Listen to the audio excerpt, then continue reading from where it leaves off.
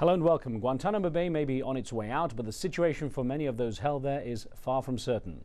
Well, after US President Barack Obama announced he would shut down the detention center, a legal scramble began to figure out what to do with the inmates. And for the 17 Chinese Muslims known as Uighurs, there's the added complication of the Chinese government trying to intervene. Those prisoners seem to have become pawns in the future of American-Chinese relations. Much like the Tibetans, the Uighurs are struggling against Chinese rule. Their ancestral homeland is known as Xinjiang Province, or the Uyghur Autonomous Region, and is home to 20 million people. The Uyghurs in Guantanamo had been training in Afghanistan to fight for independence from China when they were picked up by American forces more than 7 years ago. China considers the Uyghurs in Guantanamo to be terrorists and has demanded that the US send them to Beijing.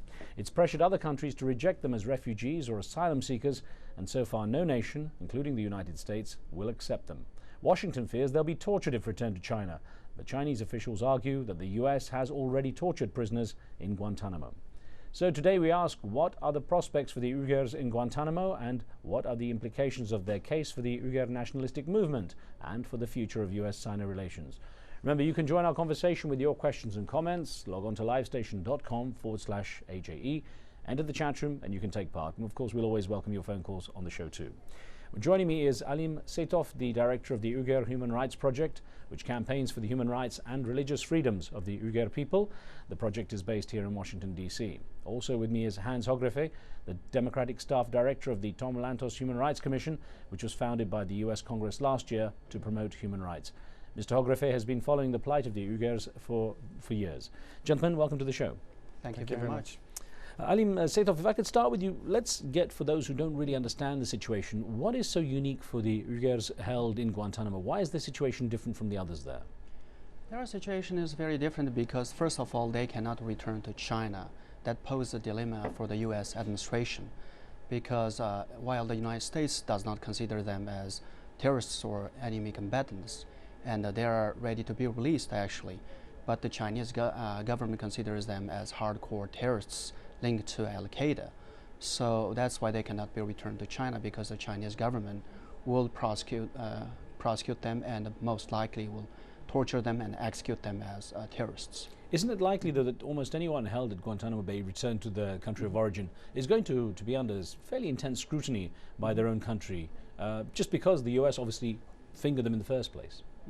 That's true, but with the Uyghur situation is because China has basically persecuting the Uyghur people since 1949 severely in terms of because of their religious belief as Muslims, and also because Uyghurs consider Xinjiang province, or Uyghurs call it East Turkestan, as their traditional homeland. So the Chinese government considers that as separatism and has been persecuting Uyghurs for 6 decades. So the Uyghurs, a lot of them actually non-violently and peacefully oppose Chinese regime, but still the Chinese authorities consider those who peacefully oppose Chinese regime as terrorists as well. But some of those Uyghurs, although some of them may have been involved in some small arms training, but most of them have not been involved in arms training. And certainly not against the US, as originally they were picked up for presumably anti-American. No, not at all. They are not anti-American, and some of them learn some training to fight against China, but they are not anti-West or anti-American at all. Hans Hogrefe, I guess it's even more complicated by the fact that it's not just a case of if they are sent to China, something may happen to them, but the fact that China is quite active in trying to decide their fate as well. That makes it a little different from the other inmates of Guantanamo too, doesn't it? Oh, it certainly does. However, what one needs to consider when it comes to the Uyghurs is international law. And the United States is bound by international law. There are several international human rights agreements that would actually prevent the United States from sending back people to a country where there's reasonable evidence and fear that people would be tortured or executed, or their human rights would seriously be violated. So you know, it is also a legal matter in that regard, that the United States has to adhere by its own obligations under international law, and the United States has done so, and has done so at significant and has undertaken a significant effort to make sure that that the resettlement of Uyghurs actually complies with international law. Hans, if I may, I put an email to you. It's one from Paula Varley in Norfolk, in the UK, who wrote in talking about the issue of if Washington sends them back to China. Paula Varley says, if Washington believes they will face torture in China, then the Americans should meet their obligations to these people and offer them sanctuary, as they are already in the US custody. Why is there any question about it? America owes it to them as this act of kindness after illegally detaining these individuals. And I guess the fact that the United States plucked them out and brought them to the US in the first place has complicated the situation. What is the main issue in any country taking them? Why? Is it the fact that China's lobbying so heavily? As China lobbying so heavily is obviously a big obstacle to a quick solution to the question of what happens to the Uyghurs. But the legal matter of the return of Uyghurs to any country is, of course, highly complicated. It's not a simple matter of saying, okay, put them on a plane and fly them somewhere. There obviously has to be an agreement, either with a third country or for compliance with the US law and the legal system. And as you know, the United States has already a case that is working its way through the legal system in the United States that was based on an original decision by a judge in the United States that the Uyghurs had to be released and released into the United States directly. We've got a caller on the line from London. Anwar, thanks for being with us. What would you like to ask? Oh, hi, thank you. Good evening. Good evening. Hi. I'd like to ask Hans Hogre about human rights. You know, as we know, Reis, that for the past years, Bush's policy has been there has been propaganda. The whole world has been brainwashed about Guantanamo Bay and the Abu Ghraib and all that. What I want to ask Mr. Hogre is this. Do you know that the Guantanamo Bay, who is profiting from that? It was the Vice President of the United States, Dick Cheney, and it is still his company, maybe different under different name. Anwar? Yeah. Yeah, the issue is, obviously the situation of Guantanamo has been decided by President Obama. It raises this question, though, and I might put this as an email question that came to Alim Setov here, please, from Elias in Brussels, in Belgium, who says, the United States should hand the Uyghur prisoners over to the jurisdiction of the United Nations. Well, that's very interesting. As we know, United Nations is not one country. It's composed of nearly 200 countries. And all of those countries, they have different systems, and most of them are not democratic nations. Because when it comes to the Uyghurs, whether they are terrorists or not really is defined by different countries. In a Western democracy, whatever they did in Afghanistan or in Pakistan, is not considered as terrorists. But under authoritarian countries like China or some other countries, there any kind of opposition, legal and peaceful, legitimate opposition to Chinese rule is considered as terrorism by the Chinese government. So that's why turning these Uyghurs to the UN to solve their cases, it will even more complicate the situation. At the end, they may not be sent to any countries. So it's better for the United States to find a third country, or in the US to settle them here would be a much better option.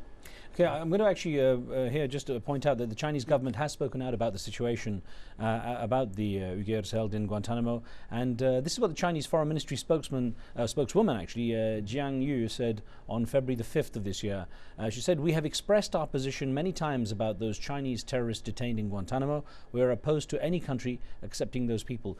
Hans Hogre, what do you think is the consequence of the US making a decisive or taking decisive action, and, for example, keeping the Uyghurs in the US? Well, I do believe that this is a very credible and logical way, as a good outcome under our own international legal obligations. As you know, there are several other alternatives. One of them obviously would be Germany, for example, where significant numbers of Uyghurs live in and around Munich. And this goes back to an earlier point that I made to your earlier question, where we of course have to make sure that the solution is also compliant with the laws of the country that these people will be sent to. Now, Germany has an extraordinarily complex immigration situation, as there's a state level involved, there's a city level involved, and the federal level. But then again, Germany is also integrated into the Schengen Agreement of the European Union. So, what if other European Union countries do not accept any Guantanamo detainees? Germany were to accept them, they become German citizens, let's assume. And what, they then cannot leave Germany and they cannot move freely within the European Union? Or just a state like Bavaria, which is Munich is the capital of that state within the Federal Republic of Germany. If they were to accept it, what can they then not travel to another state within Germany? Is there any kind of precedence like this? Has there ever this kind of people without a place to go situation arisen before? Well, there are many situations, unfortunately, around the world, and this occurs in another context of stateless individuals, where people that are not to any fault of their own have no citizenship of any country in the world, and there's roughly 20 million people that have no citizenship. So these people want to become refugees. They really have no home to go back to because they cannot claim citizenship in any country, and no country claims them as citizens. Now, with the Uyghurs, of course, the citizen question is very different because the Chinese insist that they are Chinese citizens, and should be returned. That's what they want. But we do, as I said, know that, of course, the international legal instruments prevent the United States from doing that. Ali Saitov, there is the issue that China does have a lot of clout internationally. I mean, increasing clout, and I guess no one really wants to tangle with the Chinese power across the world now. That's a fact because of China's rise in international politics, and also because of China's lobbying. A lot of countries do not want to offend China, so that's why, even though they are sympathetic to the Uyghur situation and want to help the United States possibly accept some of these Uyghurs, but because of possible retaliation by China, so they are all resisting, basically accepting the Uyghurs from Guantanamo.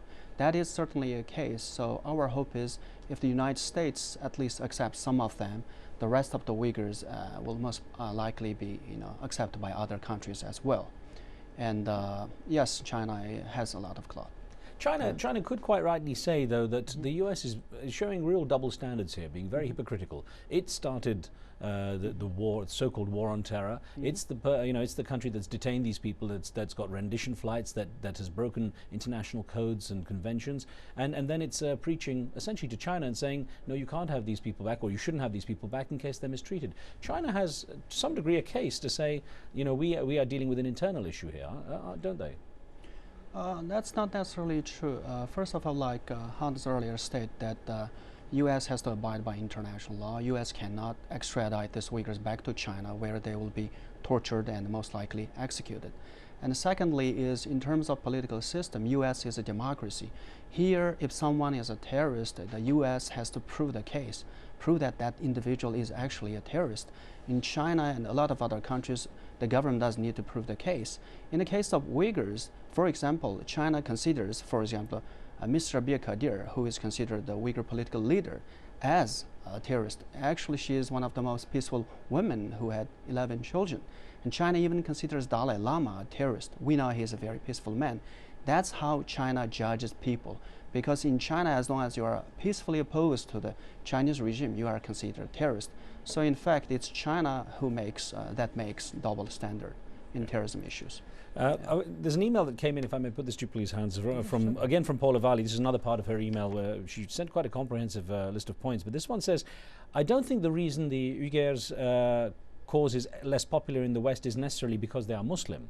The Tibetans have the Dalai Lama, and he has been able to captivate the imagination and sympathies of the West. Most people in the West have never heard of Uighurs and find it difficult to pronounce the name, even when they have. Now, to some degree, that's true that the Tibetan cause, if you like, or issue is very much highlighted because there is someone championing it. There's no one in the case of the Uighurs, is there? Well, with the exception, of course, of Ms. Rabia Kadir, who, as you know, has been nominated for the Nobel Peace Prize several times for her peaceful efforts to give a voice to the Tibetan to the Uyghur people. Certainly, the Dalai Lama, who, interestingly enough, also, given that I'm the staff director of the Tom Lantos Human Rights Commission, was invited by Tom Lantos, the former member of Congress and former chairman of the Foreign Affairs Committee, to the United States in 1987. And nobody knew His Holiness then in the United States either. So it's not that that people sort of are worldwide known immediately, and this grew over time as well. And I have no doubt that Ms. Kadir will be as well known, and the plight of the Uyghur will be as well known as the Tibetan plight is today. I've no doubt about that. We're going to pause here for a short break. We've got more questions for you, more of the discussion in a moment. And as we pause, let me remind you, you can join the conversation with your questions and comments by logging on to livestation.com and entering the chat room there. You can see where the debate is taking place. We'll be right back.